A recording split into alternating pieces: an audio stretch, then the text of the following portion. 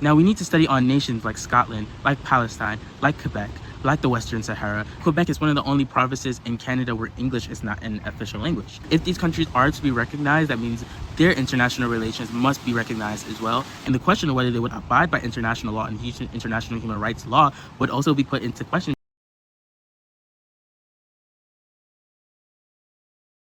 Hey guys, welcome back to another episode of Geopolitics with Zaridona Global.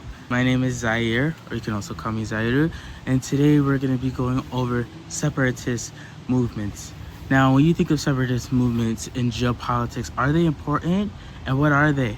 Today we're going to be answering those core questions together, and we're going to be going over some of the most important facts and some of my opinions of separatist movements as a geopolitical researcher. If you guys like these videos, please make sure to leave a like, subscribe, make sure to follow the Instagram channels. I'll be posting a lot on there, and I post a lot of shorts, so make sure to send a lot of love. Anyways, let's get started.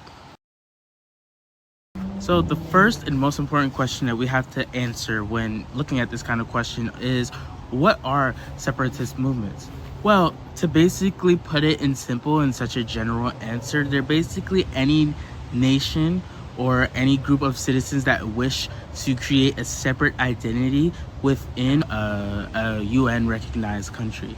Meaning that any kind of nation or group of people within a certain country that want to necessarily create their own country, or they may want to gain some sort of autonomy to break away from the federalism within their certain country, could be identified as a separatist movement or a separatist nation. So one of the most prominent examples of this could be Quebec within the nation of Canada.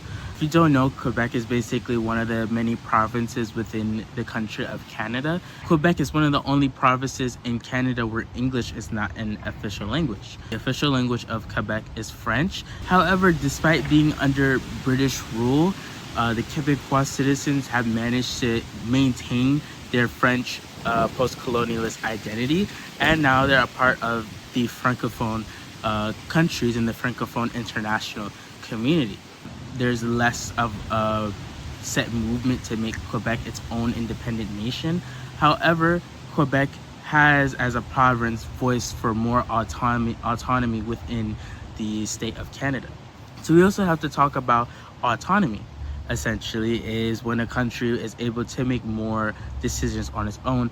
Now, a lot of these separatist movements may not just want to become a full right independent country. They may just want more autonomy over their more regional decisions within the said country. For instance, there may be some things that affect the region where the separatist movement or nation primarily resides. Well, since most of those decisions are decided upon on a federalist level, meaning that it's decided by the state rather than regional actors, oftentimes those kinds of problems are often neglected, or they're just slowly addressed because they're decided on the state rather than the region themselves.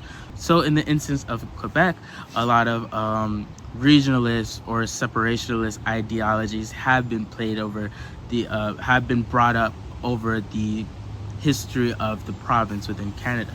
Hence why English is not the primary language of Quebec. More prominent example that isn't really touched on as much is the Basque Country. Now, the Basque Country spans from northern Spain to southwest France, around maybe a little bit under Toulouse. But the Basque Country for the longest time has always advocated for its own state.